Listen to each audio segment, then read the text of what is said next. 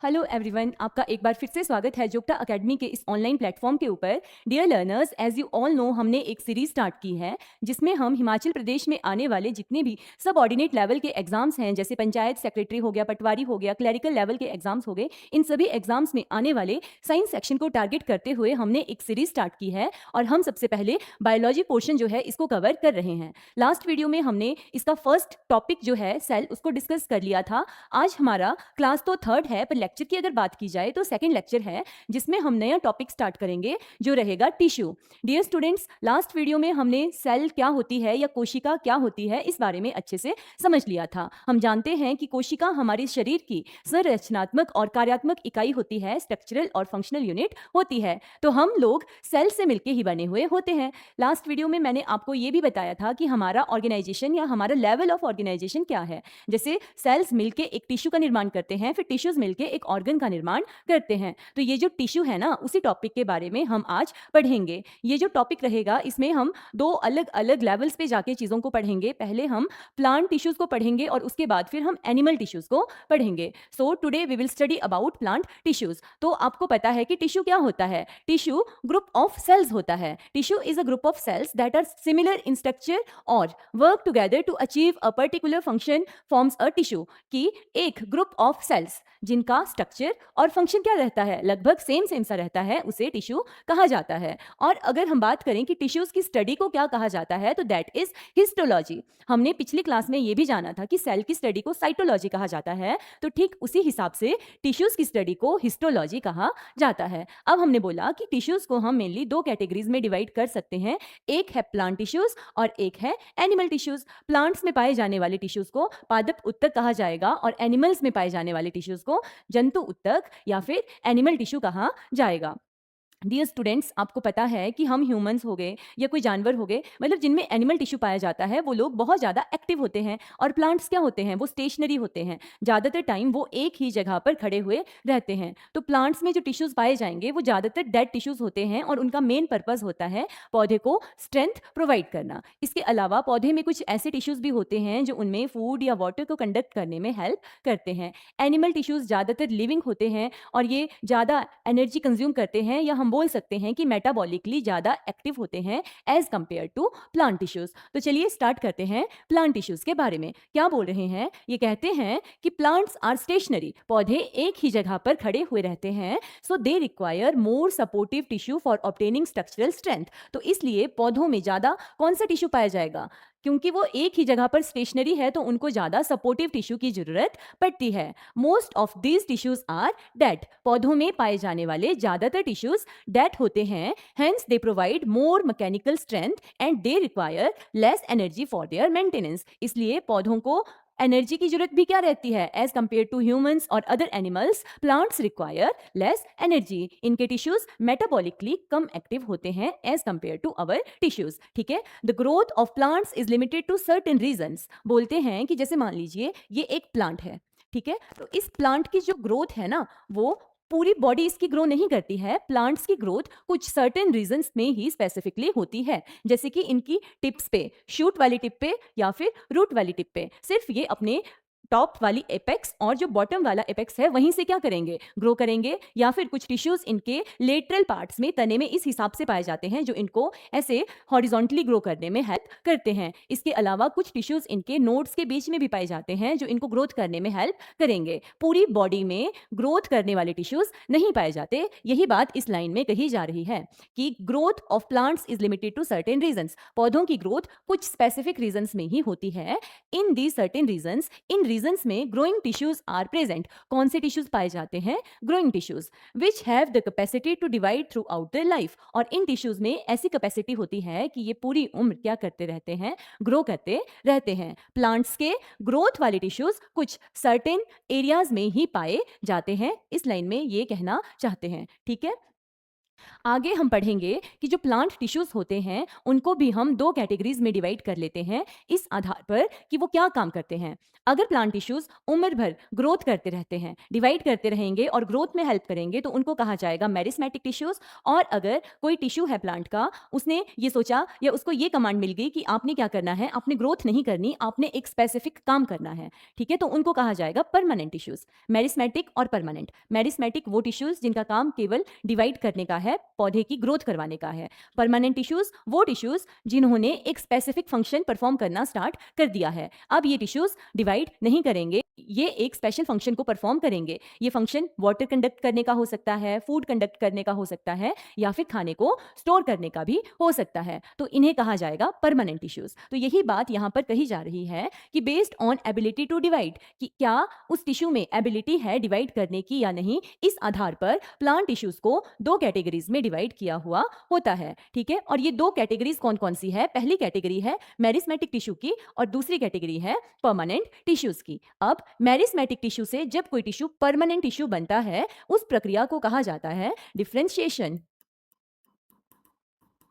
ठीक है। Differentiation is the process by which a dividing tissue, जो एक डिवाइडिंग टिश्यू होता है, वो अपनी डिवाइड करने की एबिलिटी को लूज कर देता है और एक स्पेसिफिक फंक्शन परफॉर्म करना स्टार्ट कर देता है। उस प्रक्रिया को डिफरेंशिएशन कहा जाता है। It is the process by which an unspecialized और immature cells develop into specialized cells with specific structure and function. ये जो डिवाइडिंग सेल्स थे, इनका कोई स्पेसिफिक फंक्शन नहीं था, ये एक हिसाब से इमेच्योर सेल्स थे जो क्या कर रहे थे, कंटिन्यूसली डिवाइड कर रहे थे। अब इन टिश्यूज ने क्या किया, एक परमानेंट फंक्शन परफॉर्म करना स्टार्ट कर दिया, तो इस प्रक्रिया को क्या कहा जाता है? इस प्रक्रिया को डिफरेंशिएशन कहा जाता है, ठीक है।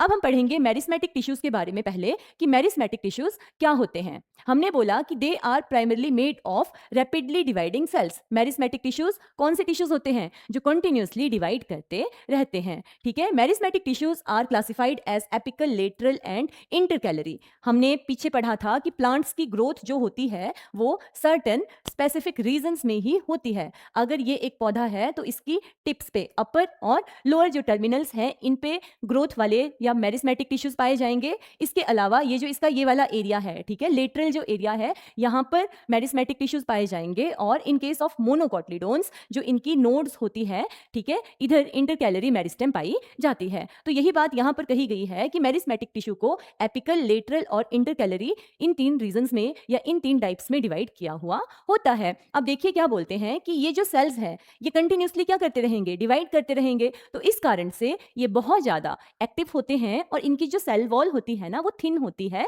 पतली होती है। और जो साइटोप्लाज्म है दैट इज वेरी डेंस। यहां से क्वेश्चंस बन जाते हैं कि बताइए what are the features of meristematic tissue. तो मेरिस्मेटिक टिश्यूज के फीचर्स ये हैं कि पहली बात, ये कंटिन्यूसली डिवाइड करेंगे। दूसरी बात, ये बहुत ज्यादा एक्टिव होते हैं। थर्ड थिंग, इनकी जो सेल वॉल होती है दैट इज थिन, पतली है, तभी तो वो एक से दो सेल्स बनेंगे, दो से चार बनेंगे, जल्दी जल्दी डिवाइड हो पाते हैं। इनका साइटोप्लाज्म क्या होता है, बहुत ज्यादा डेंस होता है। और साथ ही जो इनका न्यूक्लियस है that is prominent, clearly visible. Cells of meristematic tissues are very active. They have dense cytoplasm. इनका साइटोप्लाज्म बहुत डेंस होता है। थिन सेलुलोज वॉल्स, जो इनकी सेल वॉल होती है वो कैसी होती है, थिन होती है, पतली होती है। और ये क्योंकि प्लांट्स में पाए जाते हैं, तो हमने पढ़ा है कि प्लांट्स की सेल वॉल किससे बनी होती है, सेलुलोज से। फंगस की सेल वॉल काइटिन से बनी होती है और बैक्टीरिया की सेल वॉल पेप्टाइडोग्लाइकन की बनी हुई होती है। और इनका न्यूक्लियस कैसा होता है, प्रोमिनेंट होता है, स्पष्ट। इनका जो केंद्रक होता है वो कैसा होता है, स्पष्ट होता है, दैट इज क्लियरली विजिबल, ठीक है। एंड दीज टिश्यूज या cells of these tissues lack vacuoles. इन टिश्यूज में पाई जाने वाली जो कोशिकाएं होती हैं, उनमें वैक्यूल्स पाए नहीं जाते, ठीक है। तो ये हमने क्या पढ़ लिया, मेरिस्मेटिक टिश्यू के बारे में पढ़ लिया, ठीक है। अब इन मेरिस्मेटिक टिश्यूज के यहाँ पर टाइप्स दिए गए हैं, यही जो हमने यहाँ पर पढ़े, apical, lateral and intercalary. Apical meristem upper और लोअर टर्मिनल्स के ऊपर प्लांट्स में पाई जाएगी। लेटरल मेरिस्टेम जो लेटरल कॉर्नर्स हैं, ठीक है, जैसे ये वाला जो एरिया होगा प्लांट का, ट्रंक वाला एरिया, वहां पर पाई जाएगी ताकि प्लांट हॉरिजॉन्टली ग्रो कर पाए। और साथ ही जो इंटरकैलरी मेरिस्टेम है वो नोड्स के ऊपर पाई जाती है। यही बात यहाँ पर लिखी हुई है कि apical meristem is present on the apex of plant root and shoot. कहाँ पर पाई जाएगी? एपेक्स के ऊपर, शूट और रूट के। They are rapidly growing tissues and aid in increasing the height of the plant. Apical meristem mainly किसमें help करती है? हाइट को इंक्रीज करने में, ठीक है। और ये जो लेटरल मेरिस्टेम है ये किसमें मदद करेगी? विड्थ को या प्लांट की गर्थ को इंक्रीज करने में। Lateral meristem is present on lateral walls of the stem. अगर पौधे का ये क्या है? तना है, तो इसकी ये वाले कॉर्नर्स की लेटरल वॉल्स है, इनके ऊपर ये लेटरल मेरिस्टेम पाई जाती है। और ये किसमें मदद करती है? Horizontal growth of the plant and increase the stem girth, ठीक है। स्टेम की गर्थ को बढ़ाने में ये मदद करती है। नेक्स्ट इज इंटरकैलरी मेरिस्टेम, ठीक है। इंटरकैलरी मेरिस्टेम के बारे में क्या कहा गया है कि intercalary meristem can be found between the nodes of the stem and base of the leaf.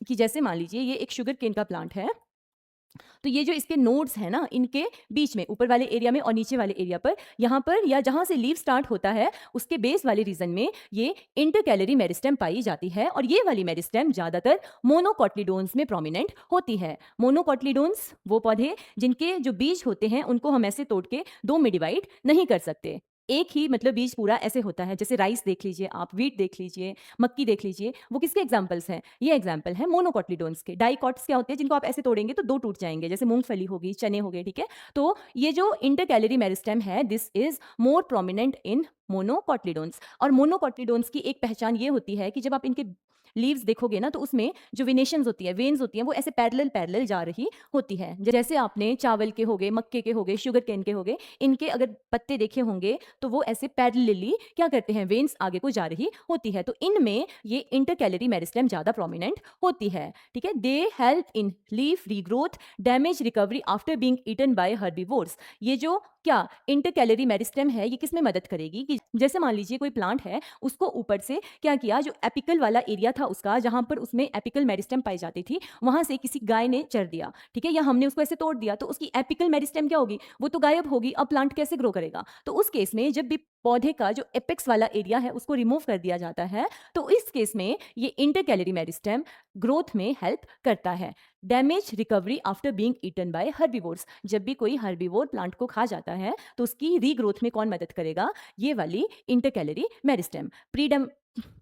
Predominantly found in monocots like grasses, bamboo and maize. इन सब चीजों में ये इंटरकैलरी मेरिस्टेम ज्यादातर पाया जाता है। यहाँ पर हम इसको डायग्राम की सहायता से देख लेंगे कि मेरिस्मेटिक टिश्यू जो होता है वो एपिकल हो सकता है। एपिकल में शूट एपिकल भी हो सकता है और रूट एपिकल भी हो सकता है। रूट एपिकल यहाँ पर नहीं दिखाया गया है, जो रूट्स की टिप के ऊपर पाया जाएगा। या फिर इंटरकैलरी हो सकता है, जो लीव्स के बेस के ऊपर या फिर इंटरनोड्स के ऊपर या नीचे वाले एरिया पे पाया जाता है। या फिर लेटरल भी हो सकता है, जो पौधे की गर्थ या विड्थ को बढ़ाने में मदद करता है। So this was all about meristematic tissue. Now we will move on to permanent tissue. Plant tissues, animal tissues. Plant tissues को हमने मेरिस्मेटिक और परमानेंट में डिवाइड किया है। मेरिस्मेटिक भी तीन टाइप के होंगे, एपिकल, इंटरकैलरी और लेटरल मेरिस्टेम, ठीक है। अब ये कंप्लीट हो गया। अब हम पढ़ेंगे परमानेंट टिश्यूज। परमानेंट टिश्यूज कैसे बनेंगे? By the process of differentiation, ठीक है। Differentiation of meristematic tissues lead to the development of various type of permanent tissues. जब मेरिस्मेटिक टिश्यूज की डिफरेंशिएशन हो जाएगी, वो एक परमानेंट फंक्शन परफॉर्म करना शुरू कर देते हैं और वो कन्वर्ट हो जाते हैं परमानेंट टिश्यूज में। This process of taking up a permanent shape, size and function is called differentiation, ठीक है। They are composed of those cells which have lost the power of division. Permanent tissues उन कोशिकाओं से बनते हैं जिन्होंने division की पावर खो दी होती है और साथ ही एक स्पेसिफिक फंक्शन करना शुरू कर दिया होता है, ठीक है। इन्होंने अपनी डिवीजन की पावर खो दी होती है, टेम्परेली भी हो सकती है या परमानेंटली भी, and attend a permanent shape, size and function. और इन्होंने एक परमानेंट शेप, साइज और फंक्शन को एक्वायर कर लिया होता है। देखो, जब परमानेंट टिश्यू बनता है ना, तो कई बार ऐसे होता है कि एक मेरिस्मेटिक सेल है, उसने अपने को कन्वर्ट कर लिया परमानेंट टिश्यू में, फिर थोड़े टाइम के बाद वो दोबारा से मेरिस्मेटिक में भी कन्वर्ट हो सकती है। तो यहाँ पर ये लाइन लिखी गई है कि ये जो डिवीजन का पावर है, ये टेम्परेली भी सेल लूज कर सकती है और परमानेंटली भी लूज कर सकती है। कई बार ऐसा होगा कि परमानेंट टिश्यू बन जाएगा और वो पूरी उम्र एक परमानेंट फंक्शन को परफॉर्म करता रहेगा, तो वो बात होगी कि परमानेंटली उसने डिवीजन की पावर को लूज कर दिया। और कई बार ऐसा होगा कि मेरिस्मेटिक से परमानेंट टिश्यूज बनेंगे, फिर थोड़े टाइम बाद वो परमानेंट टिश्यूज दोबारा से मेरिस्मेटिक टिश्यू बन जाएंगे। तो वो केस है टेम्परेरी वाला, ठीक है। और यहाँ पर जो परमानेंट टिश्यू के सेल्स होते हैं दैट कैन बी लिविंग और डेड, जबकि meristematic tissues will be always living, क्योंकि उन्होंने कंटिन्यू डिवाइड करना है, ठीक है, ग्रोथ हो रही है, डिवीजन हो रहा है, तो वो किसका फीचर है, that is feature of a living cell. तो मेरिस्मेटिक टिश्यूज हमेशा लिविंग होंगे, जबकि परमानेंट टिश्यूज लिविंग भी हो सकते हैं और साथ ही डेड भी हो सकते हैं। अब टाइप्स ऑफ परमानेंट टिश्यूज, कि परमानेंट टिश्यू कितने प्रकार के होते हैं, बहुत ही इजी है। परमानेंट टिश्यूज दो टाइप के होंगे, सिंपल या फिर कॉम्प्लेक्स। सिंपल का मतलब है कि टिश्यू, टिश्यू क्या है, ग्रुप ऑफ सेल्स, तो जो ग्रुप है ना सेल्स का उसमें सिर्फ एक ही टाइप के सेल है, ठीक है। जैसे अगर ये एक ही टाइप के सेल्स का ग्रुप है जो एक स्पेसिफिक फंक्शन को कर रहा है, तो इसे मैं बोलूंगी सिंपल परमानेंट टिश्यू। और अगर बाई चांस ऐसे हो गया कि ये सेल्स का ग्रुप है, ठीक है, कुछ सेल्स ये येलो वाले हैं और कुछ सेल्स ये ऐसे ग्रीन वाले हैं, अब ये सेल्स एक स्पेसिफिक कॉमन फंक्शन को परफॉर्म कर रहे हैं, ठीक है। तो फंक्शन अगर ये कुछ स्पेसिफिक या परमानेंट फंक्शन को परफॉर्म कर रहे हैं, दैट मीन्स ये परमानेंट टिश्यू है। पर इसमें दो अलग टाइप के सेल्स हैं, इसका मतलब ये कॉम्प्लेक्स है, ठीक है। कॉम्प्लेक्स परमानेंट टिश्यू में अलग अलग टाइप के सेल्स हो सकते हैं, जबकि सिंपल परमानेंट टिश्यू में सिर्फ एक टाइप के सेल्स होंगे जो एक पर्टिकुलर फंक्शन को परफॉर्म करेंगे। यहाँ पर अलग अलग टाइप के सेल्स मिलकर एक पर्टिकुलर फंक्शन को परफॉर्म करेंगे। अब हम पढ़ेंगे सिंपल परमानेंट टिश्यू के बारे में। क्या बोला, सिंपल है पर परमानेंट टिश्यू है। सिंपल का मतलब सिर्फ एक टाइप के सेल से बना हुआ है, और परमानेंट टिश्यू का मतलब है कि कोई एक स्पेसिफिक फंक्शन परफॉर्म कर रहा है। So, simple permanent tissue is made up of one type of cells and serves function like support and storage। कि जो simple permanent tissue होता है वो केवल एक प्रकार की सेल से ही बना हुआ होता है, और इसका मेन फंक्शन कहाँ पे आता है, या तो सपोर्ट में या फिर पौधों का जो स्टोर्ड फूड मटेरियल होता है उसको स्टोर करने में।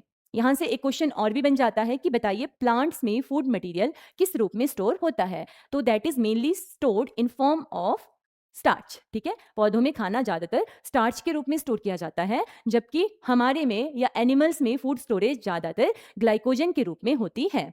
Okay, so simple permanent tissues consist of tissues made of only one type of cells and their main function is support and storage। अब ये जो सिंपल परमानेंट टिश्यूज हैं ये भी आगे चल के तीन प्रकार के होते हैं। कौन कौन से, parenchyma, collenchyma and sclerenchyma. Parenchyma, collenchyma and sclerenchyma.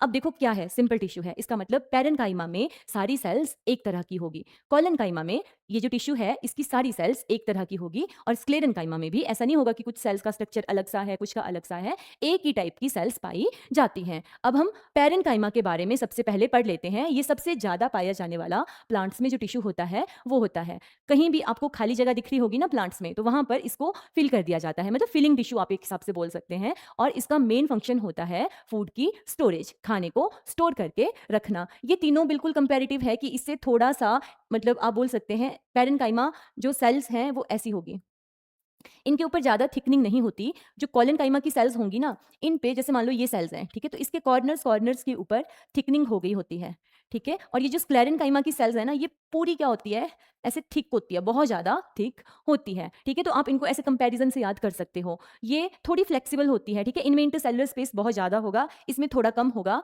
और स्क्लेरेनकाइमा में बिल्कुल इंटरसेलुलर स्पेस नहीं होता, ठीक है। ये जो सेल्स होती हैं इनका फ्लेक्सिबिलिटी में कोई रोल नहीं होता, ये प्लांट्स को फ्लेक्सिबिलिटी प्रोवाइड करती है। एंड दिस स्क्लेरेनकाइमा ये डेड टिश्यू है, डेड सेल से बनी होती है, तो ये बिल्कुल हार्ड होती है और ये बिल्कुल भी फ्लेक्सिबल नहीं होती, ठीक है। तो आप ऐसे कंपेयर करके इनको इजीली समझ सकते हो।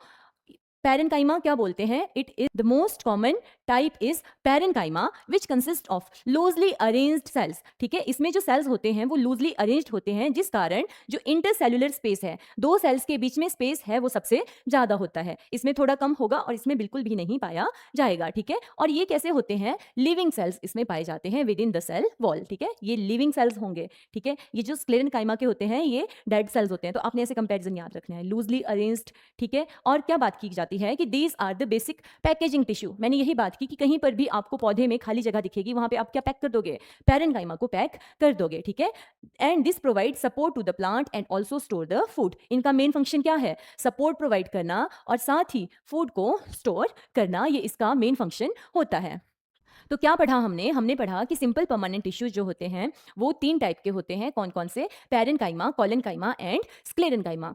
पैरेन्काइमा ऐसे सेल्स से मिलकर बना होता है जो लूजली अरेंज्ड होते हैं, जिनमें ज्यादा इंटरसेल्युलर स्पेस पाया जाता है और जिन पे कोई थिकनिंग नहीं होती। ठीक है, सेल्स के बाहर से क्या पाई जाएगी? सेल वॉल पाई जाएगी, क्योंकि ये प्लांट सेल्स हैं और इनका मेन काम क्या है? इनका मेन फंक्शन है स्टोरेज में और सपोर्ट प्रोवाइड करने में। This is the basic packaging tissue. यहाँ से क्वेश्चन पूछा जाता है कि बताइए प्लांट्स में बेसिक पैकेजिंग टिश्यू कौन होता है? तो वो होता है पैरेन्काइमा। अब ये पैरेन्काइमा भी फंक्शंस के आधार पर दो टाइप का होता है, जिसमें पहला है क्लोरेन्काइमा और दूसरा है एरेन्काइमा। क्लोरीन से मुझे क्या याद आता है? मुझे याद आता है क्लोरोफिल। तो क्लोरेन्काइमा वो वाला पैरेन्काइमा होगा जिसमें क्लोरोफिल पाया जाएगा और इसका मेन फंक्शन क्या होगा? फोटोसिंथेसिस करना, पौधों के लिए फूड प्रिपेयर करना। दूसरा है एरेन्काइमा। एरेन्काइमा से मुझे एयर याद आता है। एयर मीन्स इसमें एयर फिल्ड होती है, ऐसे पैरेन्काइमेटस सेल्स जिनमें एयर फिल होगी। तो ये किसमें हेल्प करेंगे? These help in providing buoyancy to the aquatic plants. ऐसे प्लांट्स जो पानी के अंदर उगते हैं उनको बायोन्सी मतलब पानी में वो तैर पाए, ठीक है, ऐसे जो ट्यूब होती है वैसा सा काम कर पाए, मतलब बायोन्सी प्रोवाइड कर ले, उसमें ये एरेन्काइमा हेल्प करते हैं। So two types of parenchyma cells. Parenchyma cells भी कितने टाइप के होते हैं? दो टाइप के होते हैं, क्लोरेन्काइमा एंड एरेन्काइमा। क्लोरेन्काइमा क्या होता है? पैरेन्काइमा स्टोर्स फूड और कंटेन्स क्लोरोफिल। वो वाला पैरेन्काइमा जिसमें क्लोरोफिल पाया जाएगा, फूड तो स्टोर करेगा, ठीक है, इसीलिए पैरेन्काइमा है, बट इसके साथ ही इसमें क्लोरोफिल पाया जाता है जो कि फोटोसिंथेसिस में हेल्प करेगा, उसको क्लोरेन्काइमा कहा जाएगा। और ऐसा पैरेन्काइमा जिसमें एयर कैविटीज पाई जाएगी उसको एरेन्काइमा कहा जाता है, और ये जो एक्वेटिक प्लांट्स होते हैं उनको फ्लोट करने में हेल्प करता है। So this was all about the parenchyma sales. ठीक है, अब हम पढ़ेंगे कॉलेन्काइमा देन स्क्लेरेन्काइमा। कॉलेन्काइमा के बारे में मैंने आपको क्या बताया कि ये प्लांट को फ्लेक्सिबिलिटी प्रोवाइड करेगा और इसकी जो सेल्स हैं they will have thickening at the corners. ठीक है, कॉर्नर्स पे थिकनिंग पाई जाएगी और थोड़ा कम इंटरसेल्युलर स्पेस इसमें होता है। कॉलेन्काइमा सेल्स या collenchyma tissues are made up of live cells. ये भी लिविंग सेल्स होती है और which have irregularly thickened corners. इनके कॉर्नर्स के ऊपर क्या पाई जाती है? थिकनिंग पाई जाती है। ठीक है, यही वाला क्वेश्चन हमारे जो अभी जेबीटी कमीशन का एग्जाम कंडक्ट करवाया गया था उसमें पूछा गया था कि बताइए कौन सा टिश्यू है जिसके कॉर्नर्स के ऊपर थिकनिंग पाई जाती है? So that is the collenchyma. Thus have decreased intercellular space. अब क्योंकि कॉर्नर्स के ऊपर थिकनिंग है तो इसका जो इंटरसेल्युलर स्पेस होता है वो एज कंपेयर टू पैरेन्काइमा थोड़ा कम होता है। Collenchyma provides flexibility and mechanical support to the plant. Collenchyma का मेन फंक्शन जो होता है वो होता है पौधे को फ्लेक्सिबिलिटी प्रोवाइड करना और साथ ही थोड़ी सी मैकेनिकल सपोर्ट भी प्रोवाइड करना। ठीक है, main function that is flexibility. ये पूछा जाता है कि बताइए कौन सा टिश्यू है जो पौधों को फ्लेक्सिबिलिटी प्रोवाइड करता है? तो ये कौन सा है? जिसके कॉर्नर्स के ऊपर थिकनिंग होती है। कौन? Collenchyma. It allows the bending of plant parts like tendrils and climbers without breaking. Flexible का मतलब क्या है? देखो ये पेन है, अगर मैं इसको ऐसे करूंगी ये टूट जाएगा। फ्लेक्सिबल का मतलब है कि वो बेंड कर जाती है चीज बिना टूटे हुए। तो जिनमें भी फ्लेक्सिबिलिटी होगी उनमें कॉलेन्काइमा पाया जाएगा। ठीक है, पैरेन्काइमा हो गया, स्टोरेज में ज्यादा हेल्प करेगा या सपोर्ट में, और ये दो टाइप का होता है, क्लोरेन्काइमा या फिर एरेन्काइमा। मेनली क्लोरेन्काइमा क्या करेगा? क्लोरोफिल होगा, फोटोसिंथेसिस करेगा। एरेन्काइमा एयर होगी, बायोन्सी प्रोवाइड करेगा। कॉलेन्काइमा कॉर्नर्स पे थिकन्ड होगा और ये फ्लेक्सिबिलिटी प्रोवाइड करेगा प्लांट को। पैरेन्काइमा के कंपैरिजन में इसमें इंटरसेल्युलर स्पेसिंग जो होगी वो भी क्या होगी? थोड़ी कम होती है। अब लास्ट है स्क्लेरेन्काइमा। स्क्लेरेन्काइमा के बारे में मैंने आपको क्या बताया कि जैसे मान लीजिए ये इस टिश्यू में पाई जाने वाली सेल्स हैं, तो ये क्या होती है? इनके ऊपर खूब सारी ऐसे थिकनिंग पाई जाती है। ये क्या होती है? पूरी तरह से थिकन्ड होती है। ठीक है, और ये थिकनिंग किसकी होगी? ये होती है लिग्निन की, और ये बहुत ज्यादा हार्ड टिश्यू होता है। पैरेन्काइमा बिल्कुल कम हार्ड होगा, फिर स्क्लेरेन्काइमा बिल्कुल ज्यादा हार्ड होगा, और जो कॉलेन्काइमा है दैट इज द इंटरमीडिएट या बीच वाली स्टेज जो थोड़ा फ्लेक्सिबल जैसा होता है। क्या बोलते हैं कि sclerenchyma tissues make up the hard and stiff parts of the plant. Sclerenchyma पौधे के ऐसे पार्ट्स में पाया जाता है जो बहुत हार्ड होते हैं। They are made of dead long and narrow cells. इसमें कैसे सेल्स होते हैं? Dead long and narrow. साथ ही they almost have no intercellular space as the walls are thickened due to presence of lignin। यही बात मैंने आपको बोली कि इनमें इंटरसेल्युलर स्पेस बिल्कुल नहीं है और जो वॉल्स हैं वो पूरी तरह से थिकन्ड है due to presence of lignin. ठीक है, बिल्कुल हार्ड है, डेड सेल से बना है और इसमें बिल्कुल भी इंटरसेल्युलर स्पेसिंग नहीं पाई जाती। ठीक है, it is found in stems, seed coverings and other tough parts of the plant. Sclerenchyma ऐसे पौधे के पार्ट्स में पाया जाता है जो बिल्कुल हार्ड होते हैं, जैसे किसी पौधे का सीड कोट होता है, बीज होता है ना, उसके बाहर से एक हार्ड कोट होता है, तो वहां पर क्या पाया जाएगा? स्क्लेरेनकाइमा पाया जाएगा। ठीक है, स्टेम के ऊपर जो डेड सा पार्ट होता है वहां पर क्या पाया जाएगा? स्क्लेरेनकाइमा पाया जाएगा। ठीक है, तो हमने ये क्या पढ़ लिए? ये हमने पढ़ लिए सिंपल परमानेंट टिश्यूज। एक डायग्राम है जिसको मैं आपको रिवाइज करवा देती हूँ, या जिससे मैं आपको इन सारी चीज़ों को ज़्यादा अच्छे से समझा देती हूँ। हमने पढ़ा प्लांट टिश्यू। प्लांट टिश्यू में हमने क्या पढ़ा कि ये दो टाइप के होते हैं, मेरिस्मेटिक या फिर परमानेंट। परमानेंट जो होंगे वो डिफरेंशिएटेड होंगे, उन्होंने एक स्पेसिफिक फंक्शन परफॉर्म करना शुरू कर दिया होता है। ठीक है, lost the capacity of division, इन्होंने डिवाइड करने की अपनी कैपेसिटी खो दी होती है। जबकि मेरिस्मेटिक वो टिश्यूज होते हैं जो अनडिफरेंशिएटेड होते हैं और ये कंटिन्यूसली डिवाइड करते रहते हैं, have the capacity of division. फिर हमने बोला कि मेरिस्मेटिक टिश्यूज कुछ स्पेसिफिक रीजंस पे पाए जाते हैं। ये एपिकल हो सकते हैं, लेटरल हो सकते हैं और इंटरकैलरी हो सकते हैं। जब हमने परमानेंट टिश्यूज की बात की तो उसमें हमने बोला कि परमानेंट टिश्यूज दो टाइप के हो सकते हैं, सिंपल परमानेंट या फिर complex permanent. Simple permanent tissues वो होंगे जो केवल एक टाइप ऑफ सेल से बने हुए होंगे, composed of single type of cells. इसके एग्जांपल्स हमने क्या पढ़े? पैरेन्काइमा, कॉलेनकाइमा और स्क्लेरेनकाइमा। पैरेन्काइमा हमने वो पढ़ा जो ज्यादातर या मोस्ट अबंडेंट टिश्यू होता है प्लांट्स में, और इसमें इंटरसेलुलर स्पेस थोड़ा ज्यादा होता है, और ये किसमें हेल्प करता है? स्टोरेज में या फिर सपोर्ट में। पैरेन्काइमा भी दो टाइप का होगा, कौन कौन सा? Chlorenchyma and aerenchyma. Chlorenchyma and aerenchyma, chlorenchyma में क्लोरोफिल पाया जाएगा और एरेनकाइमा में हवा या एयर पाई जाती है, और ये एक्वेटिक प्लांट्स में ज्यादा होता है। फिर आ गया कॉलेनकाइमा। कॉलेनकाइमा कॉर्नर्स के ऊपर थिकंड होगा, जिस कारण ये पौधों को फ्लेक्सिबिलिटी प्रोवाइड करता है। ठीक है, फिर आ गया स्क्लेरेनकाइमा जो पूरा थिकंड होता है और साथ ही डेड सेल्स का बना होगा और पौधों के उन पार्ट्स में पाया जाता है जो बिल्कुल हार्ड या फिर स्टिफ होते हैं, लाइक सीड कोट या फिर स्टेम के बाहर वाली कवरिंग। तो ये वाला पोर्शन हमने इतना कवर कर दिया। अब बचा है कॉम्प्लेक्स टिश्यूज, और ज्यादातर क्वेश्चन आपने यहीं से देखे होंगे, जाइलम या फिर फ्लोएम से। कॉम्प्लेक्स टिश्यू का क्या मतलब है? कॉम्प्लेक्स परमानेंट टिश्यू कि ऐसे टिश्यूज जो एक परमानेंट फंक्शन परफॉर्म करते हैं और साथ ही दो या दो से ज्यादा टाइप ऑफ सेल्स इसमें पाई जाती है, composed of more than one type of cells. और इनका मेन फंक्शन क्या होता है? प्रोटेक्टिव या फिर कंडक्टिव। कंडक्शन इनका ज्यादा मेन फंक्शन होता है कि फूड या वाटर को कंडक्ट करना। चलो इसके बारे में अब हम पढ़ लेते हैं, थोड़ा सा और बचा है, then this topic is over. Sclerenchyma हमने पढ़ा, ये यहाँ पर एग्जांपल्स दिए हैं कि पैरेन्काइमा जो होता है वो स्टोरेज में हेल्प करेगा। तो जैसे पोटैटो में बताया है ना, पोटैटो में स्टार्च पाया जाता है। हमने बोला प्लांट्स अपना खाना स्टार्च के रूप में स्टोर करते हैं। देखो इंटरसेलुलर स्पेसिंग बहुत ज्यादा है। फिर ये आ गया कॉलेनकाइमा जो कॉर्नर्स के ऊपर थिकंड होगा, और स्क्लेरेनकाइमा इसमें पूरी थिकनिंग पाई जाएगी, किसकी? लिग्निन की। ठीक है, अब है complex permanent tissues. Complex permanent tissues क्या होंगे? कॉम्प्लेक्स क्यों है ये? क्योंकि इनमें more than one type of cell पाई जाती है। और इसका बेस्ट एग्जांपल क्या बोला? जाइलम या फिर फ्लोएम, जो किसमें हेल्प करते हैं? जाइलम वाटर को ट्रांसपोर्ट करने में हेल्प करता है, और फ्लोएम फूड या फिर न्यूट्रिएंट्स को हेल्प करता है क्या करने में? ट्रांसफर करने में या ट्रांसपोर्ट करने में एक पार्ट से दूसरे पार्ट तक। अब जाइलम और फ्लोएम हमने बोला कॉम्प्लेक्स है। कॉम्प्लेक्स का मतलब इसमें अलग अलग टाइप के सेल्स पाए जाएंगे, जैसे कुछ सेल्स का स्ट्रक्चर ऐसा होगा, कुछ का स्ट्रक्चर ऐसा होगा। ठीक है, कुछ ऐसे से हो सकते हैं। ये पूरा मिलके क्या बना देगा? जाइलम बना देगा। जाइलम और फ्लोएम दोनों चार चार अलग अलग टाइप की सेल से बने हुए होते हैं। देखो क्या बोल रहे हैं कि xylem comprises tracheids, vessels, xylem parenchyma and xylem fibres. Xylem किस किस से बना है? ट्रैकेट्स, वेसल्स, जाइलम पैरेन्काइमा और फाइबर से। और जाइलम का मेन काम क्या है?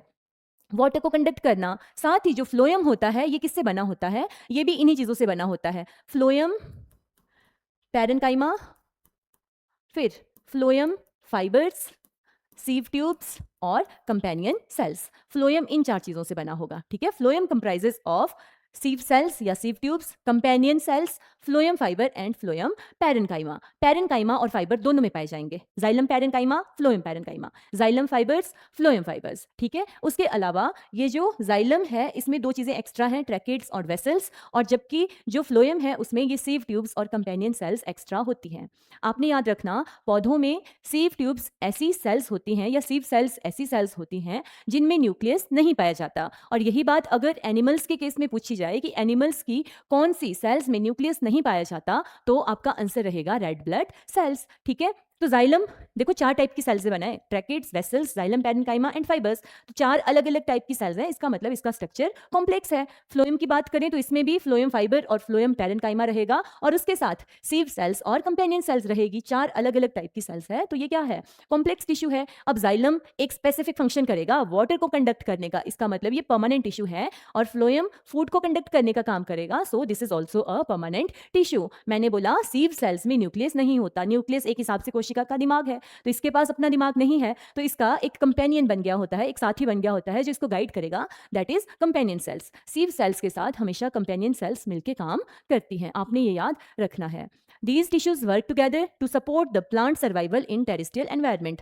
जब पौधा पानी में पाया जाएगा तो उसको वाटर कंडक्शन की उतनी जरूरत नहीं है, उसका सारा का सारा सरफेस वाटर से क्या है, कॉन्टेक्ट में है, तो वहां पर जाइलम और फ्लोएम की उतनी ज्यादा जरूरत नहीं होती। टेरेस्ट्रियल एनवायरनमेंट में जाइलम और फ्लोएम बहुत मेन रोल करते हैं, बहुत मेन रोल प्ले करते हैं पौधे के सर्वाइवल में। They are both conducting tissue and constitute a vascular bundle. Xylem और फ्लोएम दोनों किस में हेल्प करेंगे? कंडक्ट करने में फूड और वाटर को, तो इसलिए ये मेन कंडक्टिंग टिश्यू होते हैं प्लांट के। और ये जिस चीज को बनाते हैं ना मिलकर, जैसे जाइलम और फ्लोएम जो वाटर कंडक्ट करने के लिए या फूड कंडक्ट करने के लिए एक बंडल जैसा बनाएंगे, जैसे ये जाइलम फ्लोएम ऐसे पाया जा रहा है प्लांट में, ठीक है, तो इस चीज को क्या बोलेंगे? वेस्कुलर बंडल कह देते हैं, ठीक है। वेस्कुलर बंडल से अगर पूछा जाएगा आपसे, वेस्कुलर बंडल से अगर आपको क्वेश्चन आएगा तो ये आ सकता है कि बताइए वेस्कुलर बंडल का मेन फंक्शन क्या होता है? तो इसमें जाइलम और फ्लोएम पाए जाते हैं, तो इसका फंक्शन क्या होगा? फूड और वाटर को कंडक्ट करना।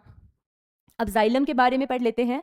जाइलम किससे बना है? Tracheids, vessels, xylem parenchyma and xylem fibres. तो क्या बोलते हैं कि cells have thickened walls and many of them are dead cells. आपने याद रखना है जाइलम ज्यादातर डेड सेल्स का बना होता है, जबकि जो फ्लोएम होता है उसमें ज्यादातर लिविंग सेल्स होती है। जाइलम में सिर्फ ये जाइलम पैरेन्काइमा वाली सेल्स हैं, यही लिविंग होती हैं, ठीक है, और बाकी सारी सेल्स इसमें मैक्सिमम डेड होती हैं। तो यही बोलते हैं कि जो जाइलम है इसमें ज़्यादातर सेल्स की थिक वॉल्स होती है और ज़्यादातर सेल्स डेड होती है। द वेसल्स एंड ट्रैकेट्स, जो वेसल्स और ट्रैकेट्स हैं ये मेनली वाटर कंडक्शन में हेल्प करती है। Tubular structures that help in conduction of water and minerals from the soil, ठीक है। अब देखो अगर ये पौधा है तो वाटर एब्जॉर्ब कौन करेगा? इसकी रूट्स करेगी, और पानी हमेशा नीचे से ऊपर जाएगा, ऊपर से नीचे पानी लेके आने की कोई हमें जरूरत नहीं होती। तो इसलिए जाइलम में जो ट्रांसपोर्ट होता है that is unidirectional. Uni means एक साइड को, एक डायरेक्शन होती है, जाइलम हमेशा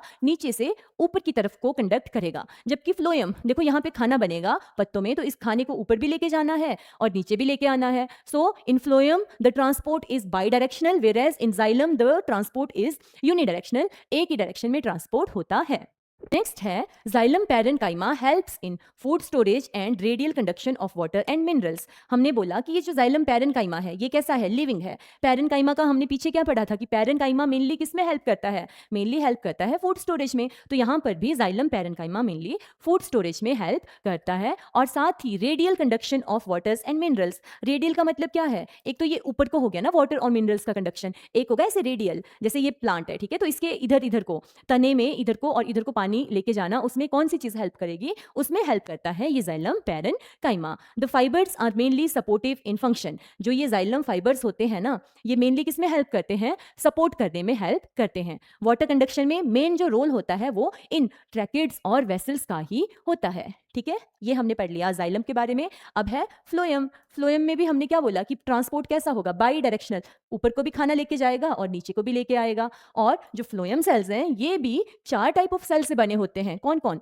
सीव सेल्स या सीव ट्यूब्स, जिनके पास न्यूक्लियस नहीं होगा, इनके पास न्यूक्लियस नहीं है। कंपेनियन सेल्स, जो इन सीव ट्यूब्स की कंपेनियन होती है, इनका साथ देती है। These are associated with sieve tubes, ये सीव ट्यूब्स के साथ मिलके काम करती है।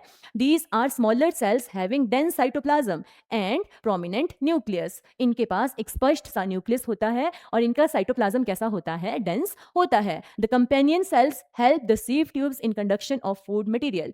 ये जो कंपेनियन सेल्स हैं ये सीव ट्यूब्स के साथ मिलके या सीव ट्यूब से फूड कंडक्शन का काम करने में हेल्प करती है। अब आ गया फ्लोएम पैरेन्काइमा। फ्लोएम पैरेन्काइमा क्या होगी? फिर से living cells, thin walled cells, और ये side wise conduction of food, जो रेडियल कंडक्शन है फूड का उसमें मदद करती है, और साथ ही ये स्टोर करेगी और सब्सटेंसेस भी, जैसे क्या क्या हो सकता है, रेजिन, लेटेक्स या म्यूसिलेज, इन सब चीज़ों को स्टोर करने में भी मदद करती है। लास्ट क्या बच गया? Phloem fibres. मैंने आपको बोला था कि फ्लोएम की ज़्यादातर सेल्स कैसी होती है? लिविंग होती है, और जाइलम की ज़्यादातर सेल्स डेड होती है। तो फ्लोएम की ये तीनों cells, sieve tubes, companion cells और पैरेन्काइमा, फ्लोएम पैरेन्काइमा, ये तीनों लिविंग सेल्स हैं, और सिर्फ फ्लोएम जो फाइबर होता है यही डेड टिश्यूज का या डेड सेल्स का बना हुआ होता है। फ्लोएम फाइबर्स आर डेड, ये कैसे हैं? Dead sclerenchymatous cells. और फ्लोएम या फिर जो ब्लास्ट फाइबर्स होते हैं, जैसे जो हमें फाइबर्स मिलते हैं कुछ प्लांट से, जैसे जूट हो गया, हेम्प हो गया, तो वो हमें क्या मिलता है? वो यही होता है जो फ्लोएम फाइबर होता है, ठीक है, of commercial fibres like jute, hemp और फ्लेक्स। क्या बोलते हैं कि फ्लोएम और bast fibres of some plants are the source of commercial fibres like jute, hemp और फ्लेक्स। ठीक है, ये जो हमारे को ये फाइबर्स मिल रहे हैं ये एक्चुअल में फ्लोएम फाइबर ही होता है। Except phloem fibre, phloem cells are living. Phloem fibre को छोड़ के बाकी ये जो सारी सेल्स हैं ये कैसी होती है? ये होती है लिविंग। आई होप आपको ये समझ आ गया होगा। हमने क्या पढ़ा? हमने पढ़ा कॉम्प्लेक्स परमानेंट टिश्यू के बारे में, कि इनमें अलग अलग टाइप के सेल्स होते हैं, जैसे जाइलम जो 4 अलग अलग टाइप की सेल से बना है, और फ्लोएम जिसमें भी 4 अलग अलग टाइप ऑफ सेल्स पाए जाते हैं। ठीक है, अब नेक्स्ट है प्रोटेक्टिव टिश्यू। प्लांट्स में कुछ प्रोटेक्टिव टिश्यू भी पाए जाते हैं, जैसे हमारे अंदर स्किन है ना, ये हमें क्या करेगी? बाहर जितने भी फॉरेन पार्टिकल्स हैं या माइक्रो ऑर्गेनिजम्स हैं उनसे प्रोटेक्ट करेगी। तो उसी हिसाब से डर्मिस, डर्मिस किससे रिलेटेड होता है? या डर्मा, स्किन से। तो प्लांट्स में भी उनकी जो स्किन है, लाइक उनकी जो आउटर लेयर है जो उनको प्रोटेक्ट करती है, that constitute their protective tissue, और इसको क्या कहा जाता है? एपिडर्मिस कहा जाता है। अब ये क्या होगी? प्लांट की आउटर मोस्ट लेयर, सबसे बाहर वाली layer. It is the outer most layer of all organs of plant body. जो क्या एपिडर्मिस होती है, ये पौधे की आउटर मोस्ट लेयर होती है, सबसे बाहर वाली लेयर होती है। और ये मेनली किससे बनी होती है? यहां से क्वेश्चन बनता है। Epidermis is mainly constituted of parenchymatous sales. ठीक है, अब बोलते हैं कि अगर ये एपिडर्मल सेल्स है, ठीक है, तो इनकी ये जो बाहर वाली वॉल होती है, ठीक है, ये ज़्यादा थिक होती है एज कंपेयर टू इनर। ठीक है, ये जो बाहर वाली साइड की सेल वॉल है इनकी, ये कैसी होगी? ज़्यादा थिक होती है। ठीक है, epidermal cells form a continuous layer without intercellular space. एक कॉन्टिन्यूअस लेयर ऐसे ऐसे बनी हुई रहती है इस एपिडर्मिस की, प्लांट्स के ऊपर, और बीच बीच में क्या पाए जाएंगे? इसमें स्टोमेटा भी पाए जाते हैं। It is mostly single layer. ज़्यादातर ये एपिडर्मिस जो होती है ये सिंगल लेयर होती है, पर डेजर्ट्स में, ठीक है, जहाँ पे हैरिश एनवायरनमेंट है, वैसी कंडीशन में ये मल्टी लेयर भी हो सकती है। मल्टी लेयर कहाँ पे हो सकती है? जैसे डेजर्ट्स में। It protects the internal tissues from mechanical injuries and entries of germs, and stomata are also present on the epidermis. ठीक है, यहाँ पर एपिडर्मिस में स्टोमेटा भी पाए जाते हैं, जो किसमें हेल्प करते हैं? Stomata mainly helps in gaseous exchange. ठीक है, और स्टोमेटा के बाहर से 2 गार्ड सेल्स पाए जाते हैं, जो किस शेप के होंगे? किडनी शेप के होते हैं। ठीक है, अब इसका भी अलग अलग होता है। जो मोनोकॉट्स होते हैं उनमें ये डंबल शेप्ड होते हैं, ठीक है, और जो डाइकॉट्स होते हैं उनमें ये किडनी शेप्ड होते हैं। Root epidermal cells have hair like structures to increase total absorptive area. अगर किसी प्लांट की ये रूट है, ठीक है, तो इस रूट की जो एपिडर्मल सेल्स हैं इनके ऊपर क्या पाए जाते हैं? इनके ऊपर छोटे छोटे ऐसे ऐसे स्ट्रक्चर्स, हेयर लाइक स्ट्रक्चर्स पाए जाएंगे, जिनको रूट हेयर कहा जाता है। और ये किसमें हेल्प करते हैं? प्लांट्स का वाटर एब्जॉर्प्शन के लिए जो एरिया है उसको इंक्रीज करने में ये हेल्प करते हैं। और कुछ जो डेजर्ट प्लांट्स होते हैं उनके जो एपिडर्मिस होती है उसके ऊपर एक क्यूटिकल की ऐसी वैक्सी जैसी लेयर पाई जाती है। ठीक है, क्या बोलते हैं कि desert plants have thick waxy coating of cuticle, जो एक हिसाब से वाटरप्रूफ होती है आउटसाइड देयर एपिडर्मिस। ठीक है, तो एपिडर्मिस के ऊपर क्यूटिकल भी हो सकता है, रूट हेयर्स भी हो सकते हैं, और स्टोमेटा भी हो सकता है। और ये मेनली किससे बनी होती है? ये बनी होती है किससे? पैरेन्काइमेटस सेल से। नेक्स्ट है कॉर्क या फिर फैलम। कॉर्क आपने कहाँ सुना है? जैसे शैंपेन्स वगैरह की जो बॉटल्स होती हैं ना, उनको सील बंद किससे किया होता है? ऊपर से कॉर्क लगी होती है। तो इसका मतलब है कॉर्क में इतना समझ पा रही हूँ कि कॉर्क में जो सेल्स पाई जाएगी उनमें बिल्कुल भी इंटरसेलुलर स्पेस नहीं होता, तभी तो वो बिल्कुल सील पैक्ड बंद होती है बॉटल्स, एयर भी उनसे पास नहीं हो पाती। तो कॉर्क की जो सेल्स हैं वो ज़्यादातर किससे बनी होंगी? डेड सेल्स से। ठीक है, अब कॉर्क कहाँ पाई जाती है? देखो हमने वो भी पढ़ा है ना कि रॉबर्ट हुक ने सेल की डिस्कवरी कॉर्क में की है, बार्क ऑफ ट्री या कई कई जगह पे कॉर्क लिखा होता है कॉर्क सेल्स में। तो ये जो ये वाला एरिया है, ठीक है, जैसे जो बिल्कुल बाहर वाली लेयर है ना प्लांट की, उससे भी थोड़े अंदर जैसे ये कॉर्क सेल्स पाए जाते हैं। क्या बोलते हैं, as the plant grow older. और ये जो कॉर्क है ना, ये सिर्फ ओल्ड प्लांट्स में पाई जाएगी, बिल्कुल जो एक नया प्लांट है उसमें कॉर्क नहीं पाई जाती। तो जब प्लांट ओल्डर हो जाता है, the protective tissue undergo certain changes, तो उसका जो प्रोटेक्टिव टिश्यू होता है, बाहर वाला टिश्यू, उसमें कुछ चेंजेस हो जाते हैं। Cork is formed due to activity of secondary meristem.